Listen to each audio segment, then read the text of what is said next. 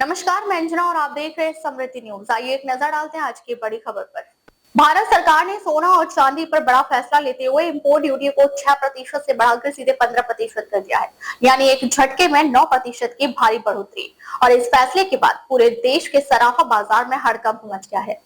आज दोपहर 12 बजे के बाद जैसे ही नई दरें लागू हुई, सोने और चांदी की कीमतों में आग लग गई।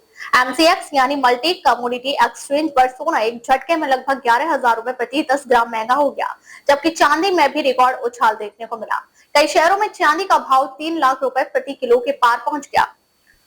सरकार के इस फैसले का मतलब क्या है? अब विदेश से सोना और चांदी मंगाना पहले से बहुत ज्यादा महंगा हो जाएगा। पहले जहां कुल इंपोर्ट ड्यूटी 6% थी, अब वह बढ़कर 15% हो गई है। सरकार ने बेसिक कस्टम ड्यूटी और एआईडीसी यानी एग्रीकल्चर इंफ्रास्ट्रक्चर डेवलपमेंट सेस दोनों में बढ़ोतरी की है। अब सवाल उठता है कि सरकार ने ऐसा फैसला क्यों लिया? दरअसल भारत दुनिया में सबसे ज्यादा सोना खरीदने वाले देशों में शामिल है। भारी मात्रा में गोल्ड इंपोर्ट होने से देश का विदेशी मुद्रा भंडार यानी फॉरेक्स रिजर्व प्रभावित होता है। हाल ही में प्रधानमंत्री नरेंद्र मोदी ने भी लोगों से 1 साल तक सोना कम खरीदने की अपील की थी। इसके पीछे वजह मिडिल ईस्ट संकट, डॉलर पर दबाव और बढ़ता ट्रेड डेफिसिट बताया जा रहा है।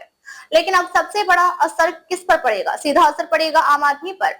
अगर आपके घर में शादी है, गहने खरीदने की तैयारी है या आप सोने में निवेश करने की सोच रहे हैं, तो अब आपकी जेब पर पहले से ज्यादा बोझ पड़ेगा। ज्वेलरी दुकानदारों का कहना है कि आने वाले दिनों में गोल्ड ज्वेलरी और भी महंगी हो सकती है।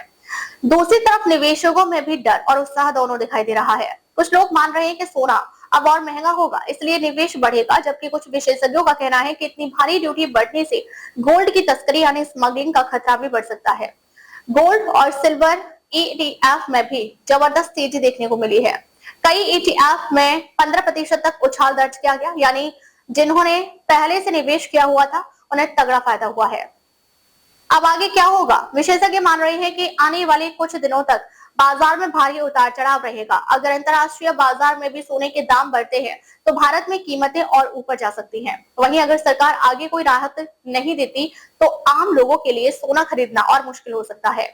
क्या सरकार का यह फैसला सही है? क्या इससे देश की अर्थव्यवस्था मजबूत होगी या आम आदमी की परेशानी बढ़ेगी? अपनी राय कमेंट में जरूर बताएं। अब तक के लिए बस इतना ही, फिर मिलते हैं एक ऐसी ही बड़ी खबर के साथ। तब तक नमस्कार और देखते रहिए समृद्धि न्यूज।